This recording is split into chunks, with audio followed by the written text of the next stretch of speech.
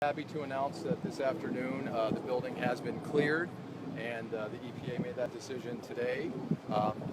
As a result, students will be coming back to school tomorrow morning. We've already been in communication with the families, letting them know that school will start at the normal time tomorrow. In addition, we're excited to announce that just that education can continue here, and that I just want to also thank the first responders for this incident.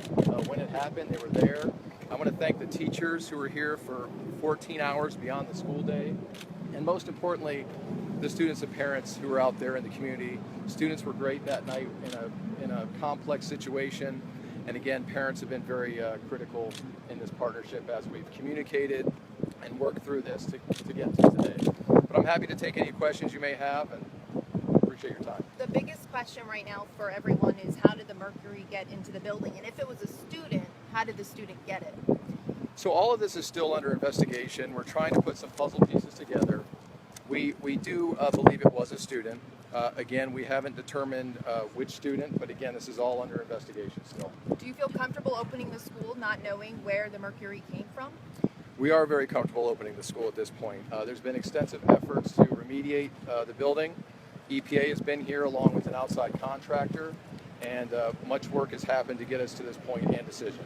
Can we go inside with cameras to see the work being done? It's a public building. People want to see what's going on with their money. So I think absolutely tomorrow, that's definitely, media would be welcome to come on campus and see what occurred overnight and the last couple of days to get the campus ready. Right now, though, there are still cleanup efforts happening, not related to the mercury, but just the cleaning of the concrete, hallways, vacuuming, things like that. Have you identified the student responsible? We have not identified the student responsible, and again, it's still under investigation. Do you know how much this is costing the school district with operational costs? So we don't know the price yet on this. Obviously, there are some insurance considerations with an event like this, but at this time, we don't have the cost. Last we heard it was a quarter of a cup of mercury. Is that still the measurement that you found inside the building? See, I'm not the expert to speak on the volume of mercury. I probably would leave that to the experts, and obviously there may be some kind of written report when this is all said and done. But again, it's unrelated to the point that it was a quarter cup of mercury.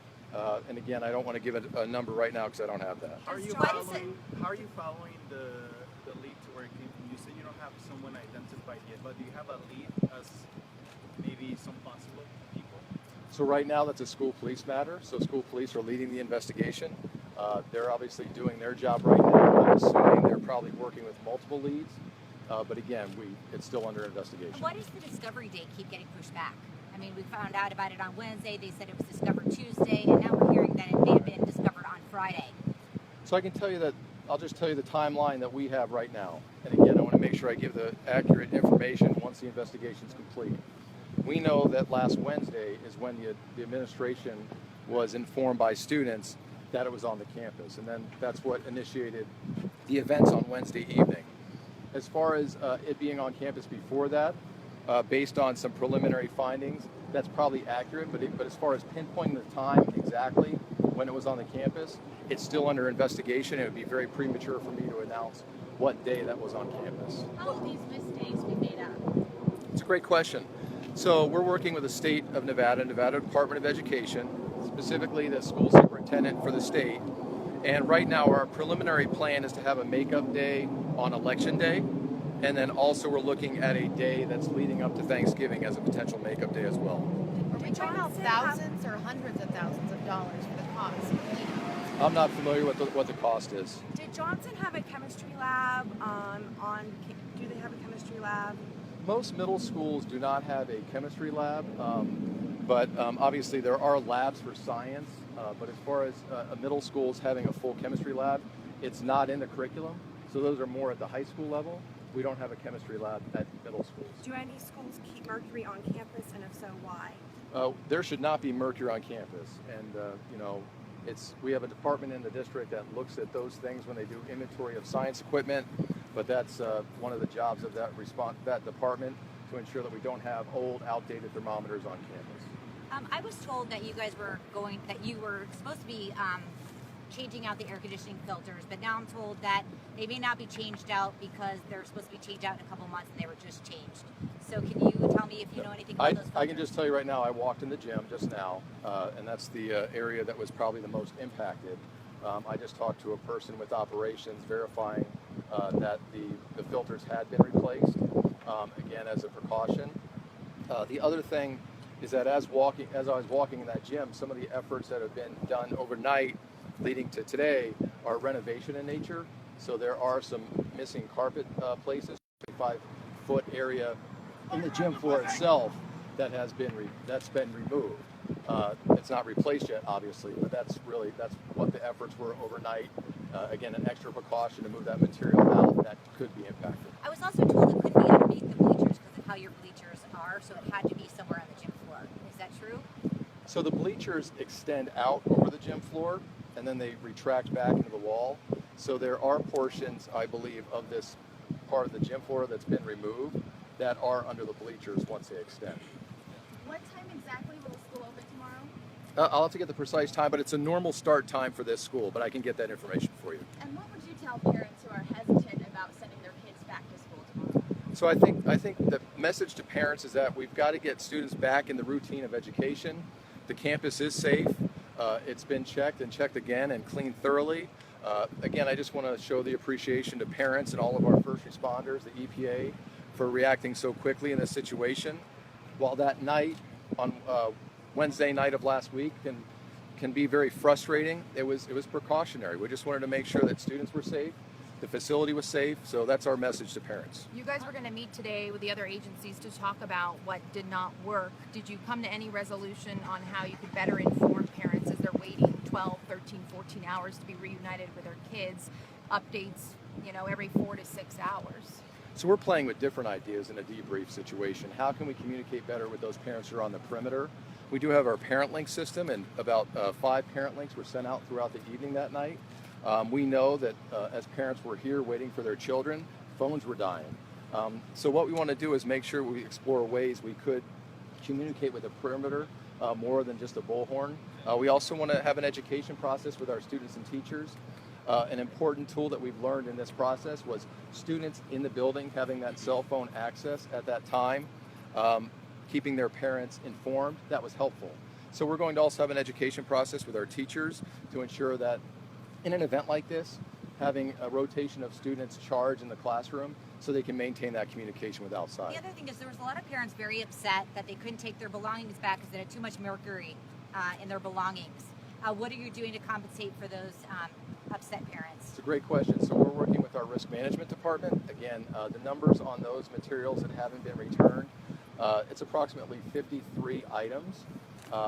When you look at the items, some are socks, some are backpacks, some are shoes.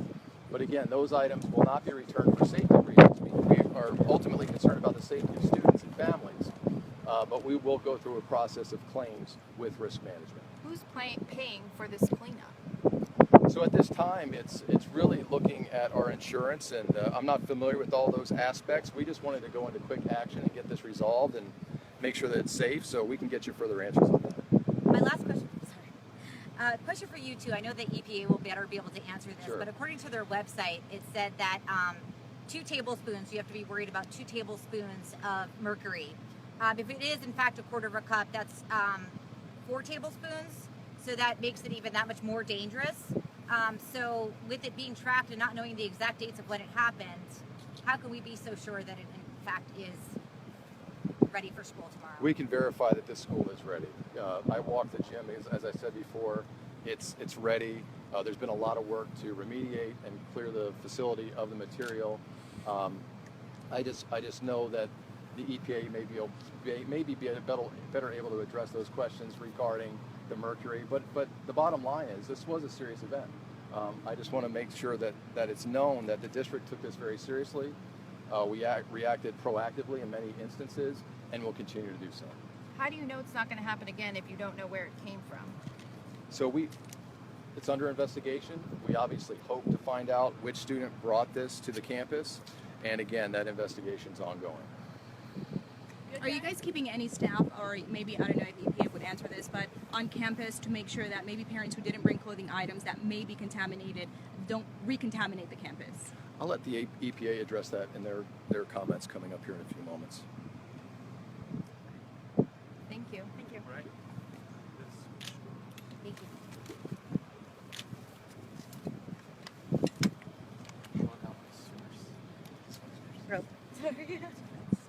See, we always find ourselves together.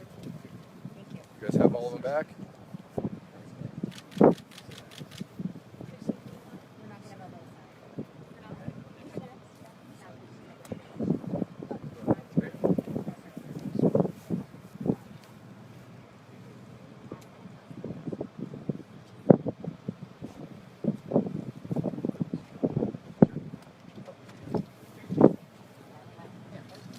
Here you go.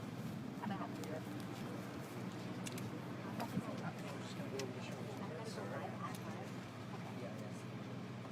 I'll be home real quick.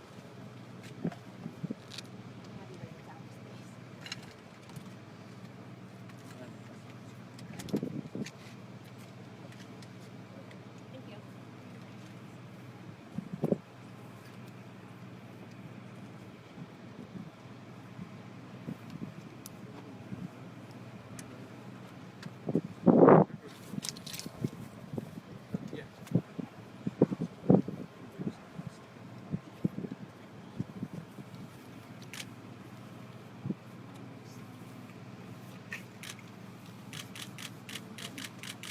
What's your name? My name is Steve Kalanog. My last name is spelled C-A-L-A-N-O-G. I'm a federal on-scene coordinator with EPA's Emergency Response Program. I'm out of the San Francisco Regional Office. I'm so sorry. How do you spell your last name? Steve? Yes, first name is Steve, last name is spelled C-A-L-A-N-O-G. So people want to know what the levels were inside of the school, and if you can kind of explain to a parent who might not understand everything that you guys do. What the levels were before that predicated our response. That and And what the you actions. found when you were cleaning like the gymnasium. The levels when we were requested by Las Vegas Fire Department to respond on Wednesday and our subsequent assessments in the following days indicated that mercury vapor levels were many times above the safe levels as established by the CDC and ATSDR. That assessment included identifying where the most contamination took place, which was largely in the gymnasium and locker room areas. And again, those mercury vapor levels were in some cases 10 to 15 times above safe levels. Our cleanup, the cleanup activities that were done by the Clark County School District contractors with our technical assistance and advice was able to reduce that to below safe levels as of this afternoon throughout the entire school. And maybe you can answer my question that I had previously. Are you guys going to stick around to make sure that no clothing items or maybe students don't bring other contaminated materials onto So campus? we have, as of this afternoon, have over the past 3 or 4 days, have been offering a service, if you will, for families to bring by materials to have scanned to alleviate any concerns of parents. And to date, almost 100 families have taken advantage of that. Vast majority of that is clean. There's been some materials that were brought that did have high levels of mercury that we did take and have properly disposed of and or remediated. Our need and ability to continue to provide that is quickly diminishing, and we will not be doing that after this afternoon. But further, EPA teams have assessed, by the end of today, they will have assessed 80 homes that we determined needed follow-up assessment. And as I talked about this morning, at least one of those homes indicated further work needed to be done. How many homes? That was 80? Yeah, by the end of today, Have had high levels.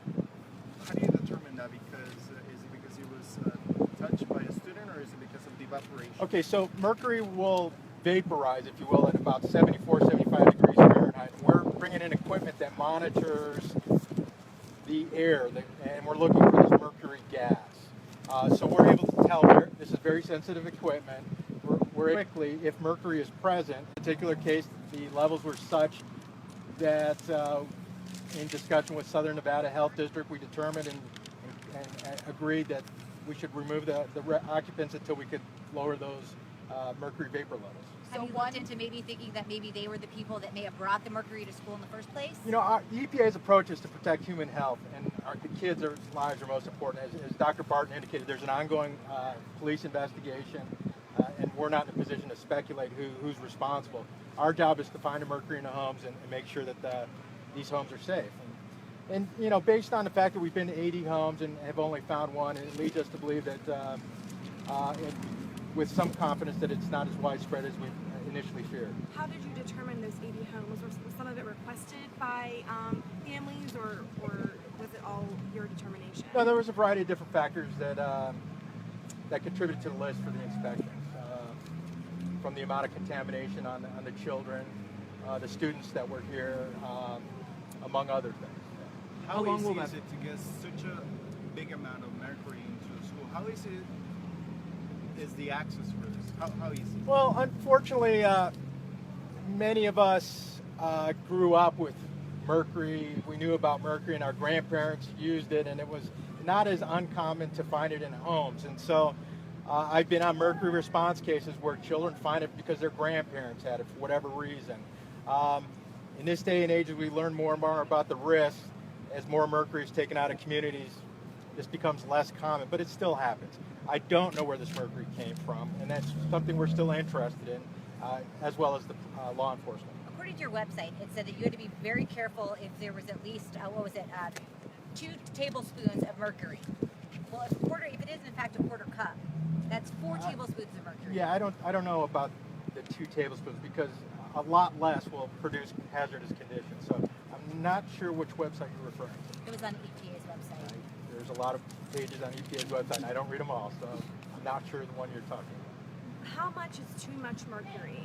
Well, we're looking, it depends on conditions. It's not to be overly technical. Anything that produces mercury vapor gas at above 1,000 nanograms per cubic meter, we consider that as posing a risk, particularly to children. In many cases, it's a very small amount of mercury can produce those kinds of conditions. But other factors come into play, like temperature. The higher the temperature, the more vaporization of mercury occurs. There was a big jump in the amount of mercury that was originally estimated from just about the size of a thermometer to a quarter cup. Was that because you found more mercury in other places in the school, or what made that jump from that determination? You know, I don't know what the basis of that initial estimate of a thermometer was.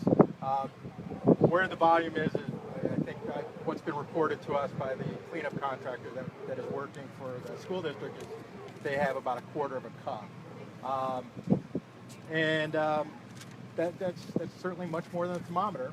Was that isolated in one place or throughout the school? Yeah, it was largely in the areas that we've been spending most of our time working on cleaning up, in the gymnasium and the locker rooms. Yeah.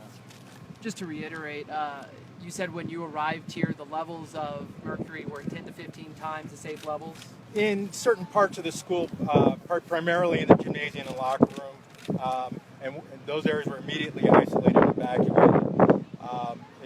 And those are the levels we saw in the school, primarily there. And as for the family that's been temporarily relocated, any idea on when they'll be able to get back to their home? So EPA is in the process of in a discussion with the property owner currently, and it's my understanding that my colleague, another EPA on-scene coordinator, will begin a cleanup sometime tomorrow with our contractors to make that home safe again. Is that quarter cup measurement, is that from actually like cleaning and clearing and testing or measuring, or is it also from eyewitnesses? It's from the cleaning process, from the various removal activities that the contractor was doing. Will the kids, in order, because I know that the only time it really has more of an effect is when it's ingested, will you be checking some of these kids, their blood or anything like that to make sure it's not harmful? The EPA won't. You know, we've been closely coordinating our activities with the Southern Nevada Health District, the chief medical officer, and they've been a partner with us, and they haven't indicated that medical blood testing would be required at this point, but certainly families are entitled to speak to their personal family doctors to decide whether or not that's something they want to do. What were the highest levels found inside the campus, and how dangerous are they? Again, the levels in the gymnasium and the locker rooms were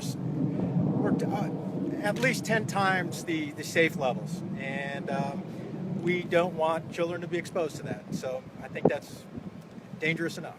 You mentioned locker rooms. Is it boys and girls or Yes, both, yes, sir. both of them? Yes, sir. Both? If it And we've cleaned, both have been cleaned and cleared, as well as the gym. if it had been around since Friday, like some students and parents are saying, could those levels could have been higher than 10 times the safe limit before you arrived? I really can't speculate. It's hard to say. I know what we saw when we came in. And are you guys looking at any public places beyond the school, like any stores that students could have tracked it through any stores around the community, or? No, we're not looking into that at this point. As far as mercury contamination, as far as what you guys seen, I know it's more common than we think it is at schools. How would this rate on your scale? As I said earlier, I think it was this morning, each case is unique for a lot of different reasons, and it's hard to compare one to the next. Kids' health is special, and so it's not. I don't want to minimize any case. And this is important to us to respond. So, Are there legitimate uses for mercury ever? absolutely, in a variety of different professions. Yeah. But none of those would be found in a school. No. Well, at the nurse's office, Well, what would you be referring to? a blood pressure, they take their blood Well, pressure. actually, do they have if it? I'm not mistaken, many of those mercury blood pressure cuffs are removed from medical offices. I don't believe I that. think some still have it, but Most of them are I don't know. those battery-powered ones. Is that it? Thank you so much. Thank you. Thanks. Anybody want a card?